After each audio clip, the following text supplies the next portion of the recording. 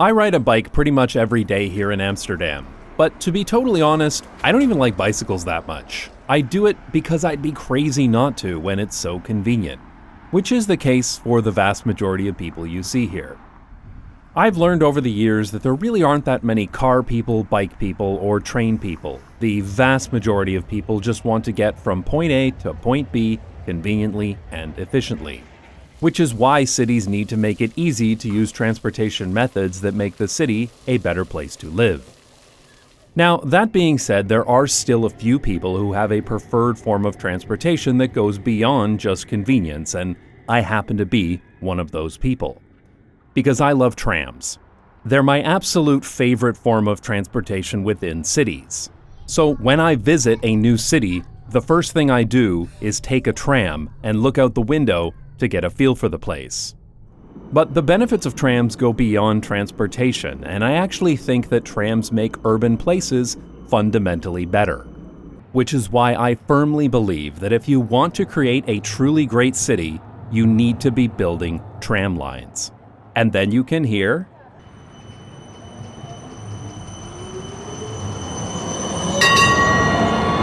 the tram network here in Amsterdam is pretty great, certainly in and around the city center, but also in many suburban neighborhoods as well.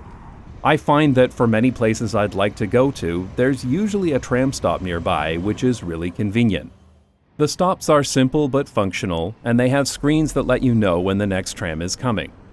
All of the trams are now the modern low-floor kind, so there's level boarding with the platform, which makes it really easy and quick to get on board.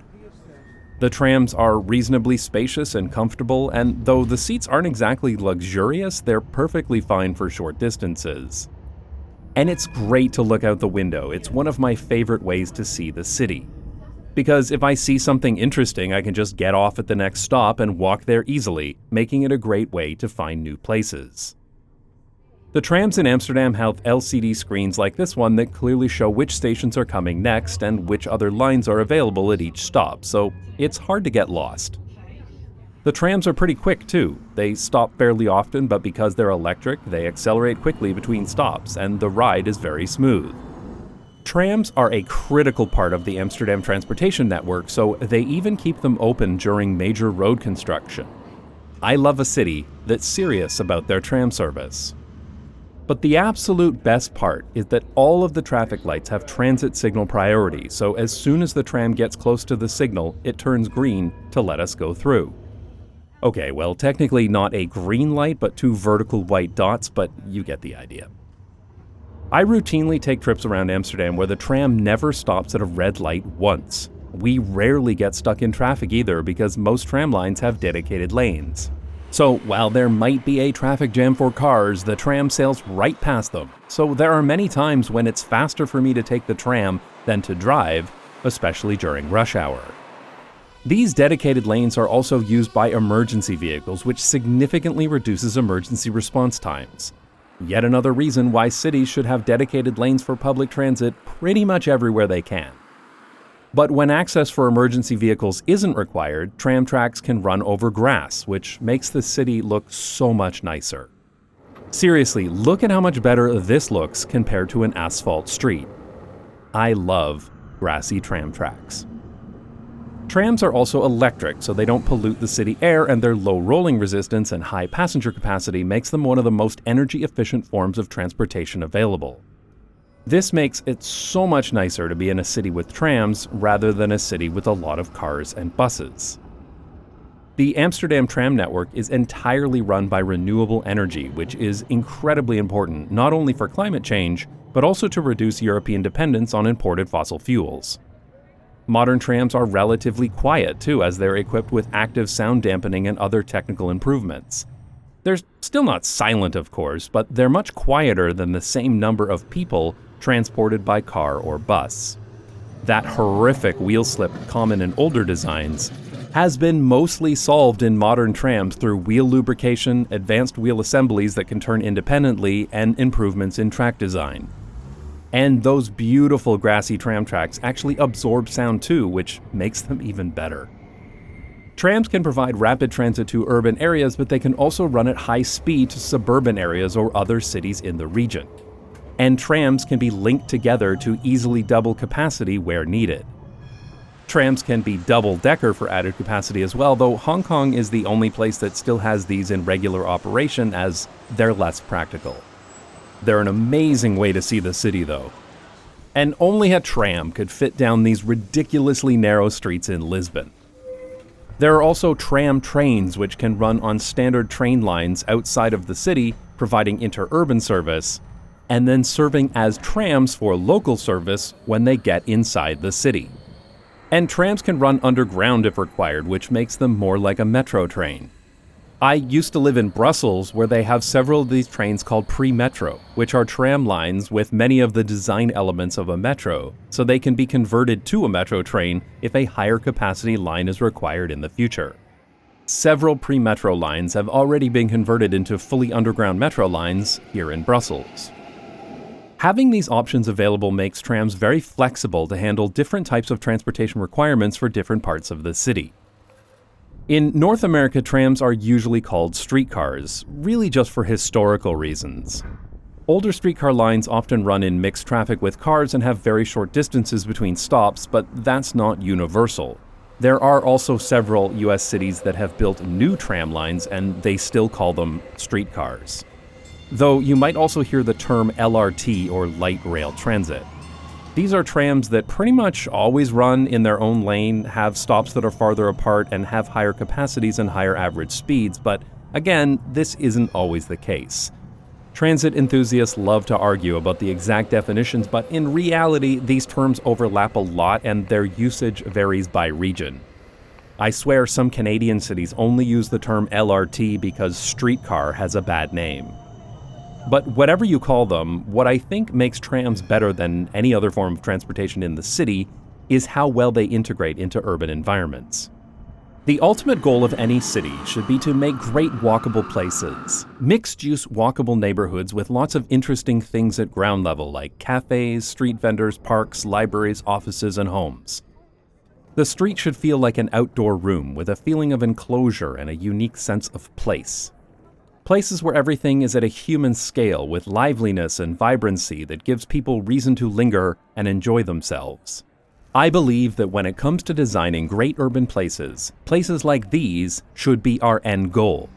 This is the kind of place we should want to build, so anything else we build in the city should be compatible with a place like this. But how are people going to get to and from this place? Sure, a lot of people are going to walk here because they live nearby, in apartments above the shops or a house around the corner, somewhere within walking distance. And if we're designing urban places properly, then a majority of destinations that most people would need to go to on a daily basis should be within a short walk of their house. But even in the ideal walkable city, there will always be some destinations that are too far to walk. Whether that's your office or a medical specialist or a movie theater, there will be something you need to go to that's not going to be within walking distance. So we need a way to integrate motorized transportation into this kind of high-quality urban environment without compromising walkability. And the best way to do that is with trams. Trams should be thought of as a walking accelerator. They're a way to go from one mixed-use walkable neighborhood to another mixed-use walkable neighborhood faster than you could go by walking. Trams run at ground level, and this is a major benefit. With level boarding, it's easy to walk up to the tram stop, get on, and have it take you to your destination. It feels as natural as walking somewhere, which is why, when done well, trams feel like they're accelerating walking. There is literally no other form of transportation that is more accessible than a ground-level tram stop with level boarding. It doesn't matter if you're pushing a stroller or a suitcase or carrying something heavy, or even using a wheelchair, there is no vehicle easier to get into than a well-designed tram. This is what truly accessible transportation looks like, and this should be the norm in cities everywhere. But importantly, trams provide this high-quality transportation without sacrificing the walkability of the neighborhoods they go through. And this applies to new developments as well. One of the major benefits of a tram is that when it is built, it encourages development along the line. This is a much stronger effect with trams than with bus lines because trams are correctly seen as being more permanent. So when a tram line is built somewhere, it increases the value of that land because having a rapid transit line nearby makes an area more desirable. In fact, this was the reason why many early streetcar lines were built in the first place. Property developers would buy land on the edge of the city and then build a streetcar line out to that land to make it more valuable. In the US and Canada, these were known as streetcar suburbs, and they are often some of the most desirable neighborhoods in the city today, even if the streetcars have been removed. The 1930s really was the peak of North American urban planning. It's all been downhill since then. Of course, the best cities in the world are still doing this today, and I've talked before about Eiburg in Amsterdam. When this neighborhood was built, the tram line was built first, before any of the homes were completed. This ensured that when people moved in, they already had high-quality public transit service available. And I also noticed something similar when I recently visited the sunny tropical city of Bergen in Norway. Their new Line 2 LRT extends through underused industrial land, which is not being used efficiently today. But building the LRT through here makes this area much better for new urban development. This is in stark contrast to where I grew up in Canada, where every new neighborhood is built so that everybody needs to drive, and then they try to fit in public transit later when traffic congestion has become unbearable. But I've talked about that in previous videos, so it's not worth repeating here. Several American cities have built new streetcar lines over the past few years with a specific goal of encouraging new development, which has worked extremely well in some cities, the best example being Portland. Though in other cities it seems like spurring development was the only consideration, and there wasn't much thought put into making these streetcars a good long-term public transit service. But that's a whole other discussion, so if you'd like to learn more, I have a great conversation with RMTransit about this on my podcast, The Urbanist Agenda. I'll leave a link to that episode in the description, or you can look it up on your podcast platform of choice. Of course, it is possible to build great urban places without trams, but trams are a catalyst to good urbanism. Trams transport huge numbers of people without much disruption, and they don't require a lot of large infrastructure. Dedicated tram lines narrow the street, which we know results in slower car speeds and safer streets for everyone. It's just generally easier to build a good streetscape when there are trams on the street. And there are many examples of this from cities all over the world. Like, I'm pretty sure that this is the nicest street in Houston by a very wide margin. People often say that East Berlin has better urbanism than West Berlin, and I agree. There are many reasons for this, but I believe that one key factor is that the Americans ripped out the tram lines from West Berlin to make more room for cars, while the Soviets expanded and improved tram service, which led to East Berlin having better walkable urban places that have persisted to this day. Trams can even be seamlessly integrated into pedestrian places without destroying what makes these places work so well. Look at how well the trams integrate into Alexanderplatz, a pedestrianized square in Berlin. There is no other form of surface transportation that would fit so well into a place like this. And plus, it's a great way for Jason Bourne to evade CIA operatives. He's on the tram. I don't think he's on the tram. He's on the tram. Consider this square in Rotterdam. This is a pedestrianized area, and it's really nice. People can and do walk wherever they want. There are tram rails here, but they're sunken into the ground so that they're barely noticeable. And when a tram needs to come through here, it does. Trams run on rails, and so they're really predictable. Everybody knows where the tram is going to go, so they wait a moment for it to pass and then continue walking. Now compare that to the center of Groningen. The city center here is mostly pedestrianized, but there are areas like this one that need to be accessible by bus. And look at what it does to this square. Suddenly, this is no longer a pedestrian area with public transit, it's a road with asphalt and curbs. So a lot of people avoid the road and cross only at designated crossings. This is an inferior experience for people walking, and it detracts from the otherwise great urbanism here. As a result, Groningen redesigned this square to remove the buses and street, which, okay, it looks great and it makes this area better, but it also makes it harder to get to the center by public transit. If Groningen had a tram network, it could run the trams through the city center with minimal disruption, which would allow it to maintain good connectivity by public transit while also preserving the high-quality walkability of the area. Of course, the other form of transportation that fits very well into great urban places is an underground metro train.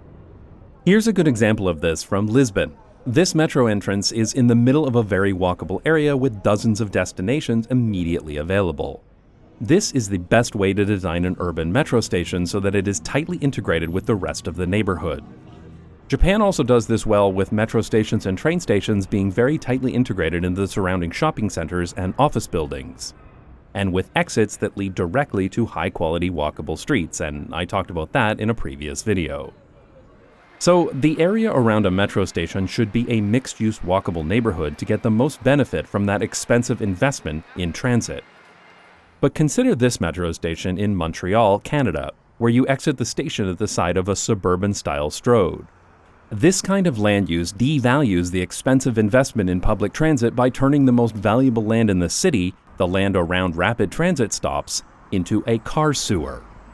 Now, you might be wondering, why would they do this? Why do they put a metro station right next to a high-speed road for cars? And the reason is that there used to be streetcars here. Just like every other city, Montreal used to have an extensive network of streetcars, but they were torn out to make more room for cars. Today, a lot of these former streetcar streets look kind of run down and crappy because, in general, people don't want to shop next to 4 lanes of car traffic. This was very common in Toronto too. For the first few decades of subway building, Toronto would build a subway line under a streetcar line and then remove the streetcar. In fact, this was a stated goal of the subway system. It was built less as a way to improve public transit and more as a way to make more room for cars on the surface. On the opening day of the first subway in 1954, the guy who was in charge of the Toronto Transit Commission was quoted as saying, "The Queen Street subway should be started at once, eliminating 80% of the remaining streetcar operation in the downtown area and freeing many main streets for one-way traffic." And even though this was done to make more space for cars, it has led many people in North America to believe that streetcars are inferior to subways, and that the end goal of any streetcar line is to be converted into a subway. But this is a fundamental misunderstanding of the benefit of trams and how they relate to metros. Consider this street in Rotterdam. This is the Koolsingel, which was recently redesigned to make more space for walking, cycling, and public transit. This tram used to run down the middle of the road, but one half of the road was cut off to cars completely and turned into this giant sidewalk and bicycle path. It's great. But what's important here is that this tram line runs right on top of a metro line. In fact, they share several of the same stations. Rotterdam didn't remove this tram line when they built the metro because they understood that trams and metro trains serve different purposes. Trams are useful for short-distance trips within the city, from one walkable neighborhood to another, and they stop regularly to service many different destinations. They're the walking accelerator. Metros, on the other hand, are meant for long-distance travel. Metro stations are expensive, whether they're for underground subways or for elevated rail. So there are fewer stations and those stations are farther apart, but that's okay because these metro stations are meant for long-distance travel, which means that trains can't stop too often or it would impact travel times. But since stations need to be placed relatively far apart, there will inevitably be areas along the line that aren't within walking distance of a metro station. And this is where trams come in. While metro stations may be the catalyst for great urbanism near their stations, trams enable great urbanism along the entire line. The whole time you're underground on the metro, you can't see anything, so it feels really disconnected from the street life. I like taking the metro, but I find that I don't really discover interesting new places like I do on a tram, and I never get a good feeling for the city when traveling only by metro. Tram stops can and should be closer together than metro stations, and that's easier to do because they are significantly cheaper to build. And since they're supposed to be a walking accelerator, they should be as close to as many destinations as possible. In fact, for travel within a city, a good tram line can actually be faster than a metro line. Metro stations are far apart, so it's likely you'll need to walk some distance to get to the station. And when you get there, you'll have to go down underground to get to the train, which also takes time, especially if you need to use an elevator. Then while you may travel very quickly between stations, you'll have to do it all again on the other side. waiting for elevators, walking upstairs, walking down hallways, and walking to your destination. For a tram line, the nearest stop is likely to be closer both to your origin and to your destination, and you board it right at street level, no extra hallways, fare gates, escalators, or elevators required. So while the tram may travel slower than a metro train, the whole trip could actually be faster. Although there are also lots of trams that travel plenty fast. This one is going nearly 70 kilometers per hour. There are several tram lines in Amsterdam that intersect with metro lines at multiple stations, because it's understood that trams will take you closer to your destination, but the metro will travel faster for long-distance travel. So there are lots of situations where you would want to transfer from the tram to the metro, and vice versa. In short, trams are not inferior metros. They serve a different purpose, and a truly great city will use both. Though since metros are about 10 times as expensive as trams, they should mostly be used for connecting suburban destinations to the city center, with the bulk of the coverage in urban areas being handled by trams. There are also some people who believe that trams should be replaced with buses, which is an even more wrong understanding of public transit. Buses in general have a pretty bad reputation. Some of this is deserved, but much of it is not.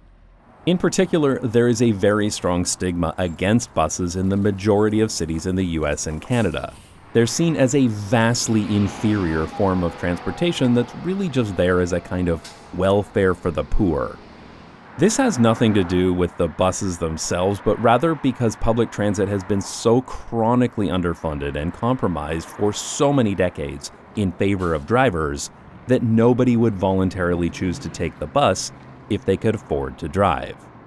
But that isn't the case in places with functional public transit, such as real London, where I lived for several years.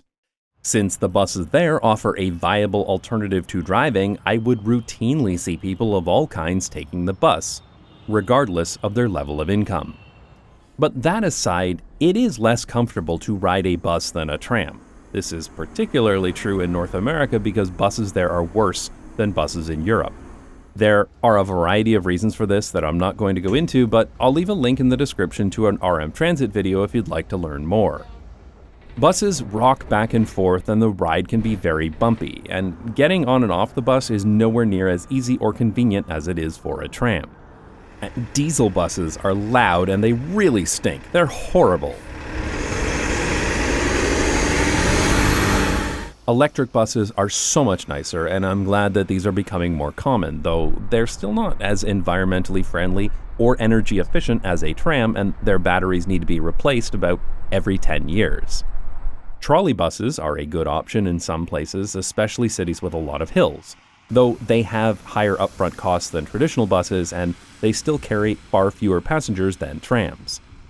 Typically, about 2.5 times as many buses are needed compared to trams to transport the same number of passengers. Buses do still have their place in a good transit network, though.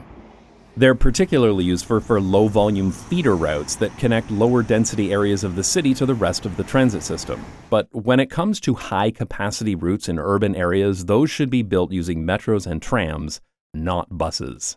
And even though the stigma against buses isn't justified, it does exist, and trams are seen by most people as a superior transit option.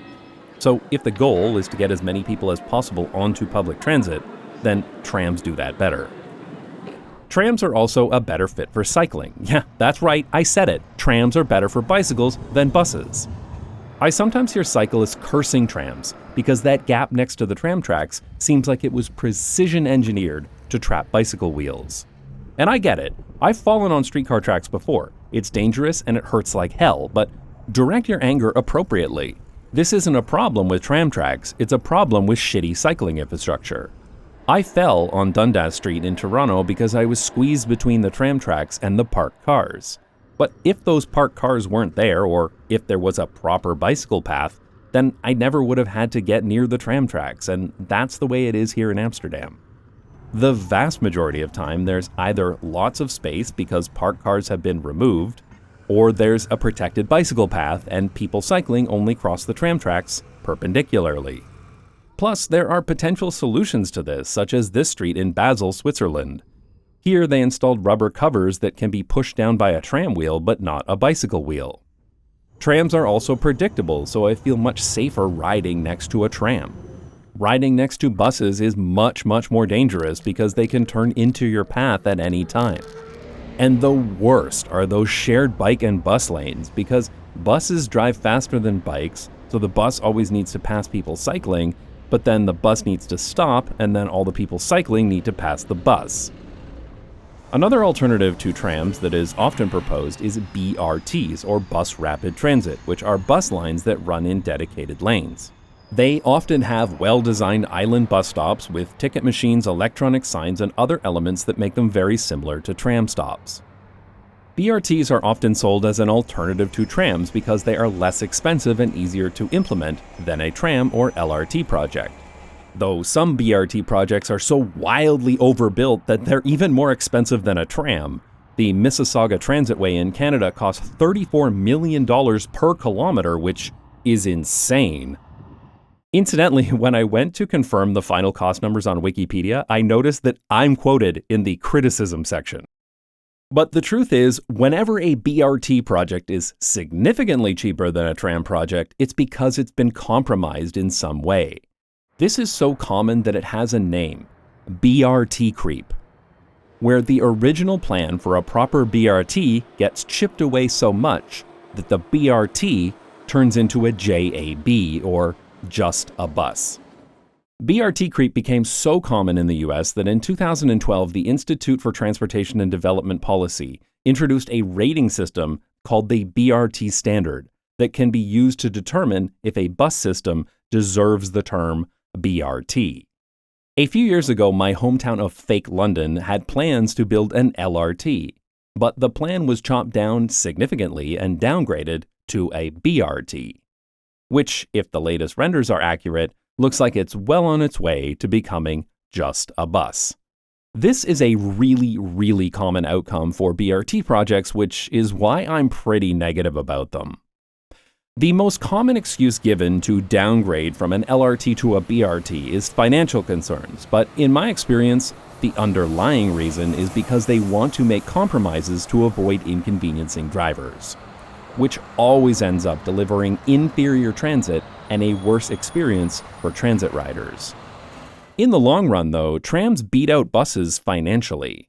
Trams require a higher upfront cost to install tracks and overhead lines.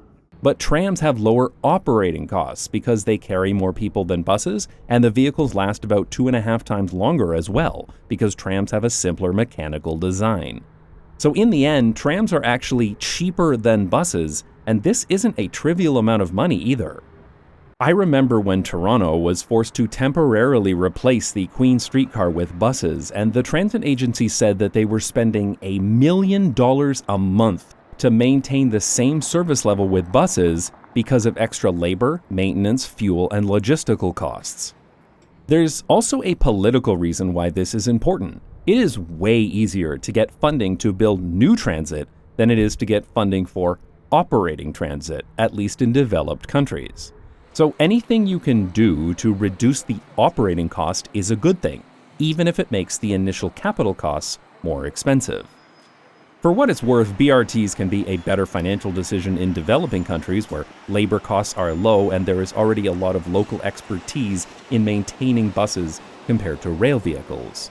And BRT systems are easier to build in phases where a normal bus line continues to operate as parts of the line get converted into a BRT over time. It is also technically possible to convert a BRT line to an LRT line in the future, but this will only happen when the BRT line has run into capacity issues, which means that inevitably your city's busiest BRT line will be out of commission for years while it's being upgraded to an LRT, and that process doesn't always go as planned. And it may be that BRTs are suitable in low-density suburbs where ridership will never get to high enough levels to justify an LRT. Though even suburbs shouldn't discount the ability for an LRT to bring in more new development than a BRT, which alone could justify the higher initial investment. So there are some valid situations where a BRT can make more sense over an LRT or tram line, but I honestly think those situations are pretty rare. In my opinion, if you live in a developed country, your city should not be building a BRT. Now, some people will say that buses are better than trams because they can drive around obstacles. And yeah, trams can get stuck sometimes. Though on a dense tram network, there are still options for detours. But the real solution is to make a clear route for public transit. We need to take public transit seriously and ensure that it is functioning well. Not let stuff block the lane and make the transit experience worse. We got enough problems with BRTs becoming JABs without the same disease infecting LRTs. Of course, the most common reason why people think trams, or more likely streetcars, should be replaced with buses is because they drive their car in the middle of the city and they're upset that they need to wait for public transit. I heard this constantly in Toronto, where it's routine for suburbanites to complain that the streetcars are in their way and blocking traffic. They have it completely backwards, of course. Every one of these streetcars has a capacity of 130 people and they're very well used, but they are routinely held up by a single occupancy driver making a left turn. So let's be clear here, it's the cars that are in the way of the streetcars and not the other way around. And since the only solution to car traffic is viable alternatives to driving, letting cars block the streetcars is only going to make traffic worse. The trams work really well in Amsterdam and our family uses them regularly, but they're not perfect. There are some cities that do trams even better, like Vienna, or Zurich, which has some of the highest transit passenger satisfaction scores in the world. Unfortunately, since the pandemic, there has been a chronic shortage of tram drivers and a serious shortage of funding as well, to the point where GVB wants to remove some tram lines.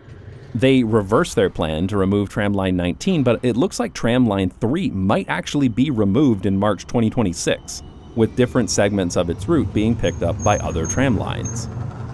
This means that trams aren't running as often as they should and wait times can be longer than they were a few years ago, and the fares are becoming more expensive to cover the gap in funding. This could lead to a vicious cycle where transit becomes worse every year while also becoming more expensive, meaning fewer people take transit and the funding problems deepen. This is only going to get worse as our new right-wing government plans to cut 110 million euros per year of public transit funding, proving once again that voting left doesn't guarantee you'll get a great city, but voting right does guarantee that you won't. It is critically important that cities properly fund their public transportation so that transit can be a viable alternative to driving, as it is here in Amsterdam. Because the alternative is a place like Toronto, where car traffic is crippling because public transit is no longer a viable alternative due to decades of chronic underfunding. These streetcars in Toronto are barely functional. They get stuck in traffic, they get stuck at red lights, they crawl through intersections. They have totally unreliable schedules and arrive in bunches. And boarding in the middle of the street is stupid. But to be honest, there are so many things that Toronto does wrong with its streetcars that I'm working on a follow-up video on just that topic. It's useful to talk about transit done wrong as a way to learn how it's done correctly, but I don't want to end this video on such a depressing topic. Because there are lots of cities that do trams properly and they reap the benefits. They're a high-capacity, accessible, and highly efficient form of transportation that seamlessly integrates into great urban places. And they make it easier to build those great urban places. They encourage new development, and they make neighborhoods better places to live. And there's no better way to explore your city than through the window of a tram, which is why every city in the world needs more trams, especially if they have grassy tram tracks. I'd also like to share something else I use regularly, and that's Incogni. Incogni is a service that automatically removes your personal data from the internet. Your personal data ends up in hundreds of databases every time you shop or use online services, and many of these companies sell your information to data brokers who compile it and resell it to anybody willing to pay. In the US, that data can show up on people search sites, exposing home addresses, financial information, even family details, making you vulnerable to scams and harassment. In Europe, I can use the GDPR removal process to request that companies remove my personal data, and that does work. I've done it many times. But it's also time-consuming, and that process assumes that I know who has my data in the first place. Incogni handles all of that for you by automatically reaching out to data brokers, requesting removals, and following up over time to make sure your data stays out of their hands. I trust Incogni, but I always had a thought in the back of my mind, was my data actually being removed when they said it was? And yeah, it is. Last year, a giant data broker, National Public Data, was hacked and had one of their largest data breaches in history.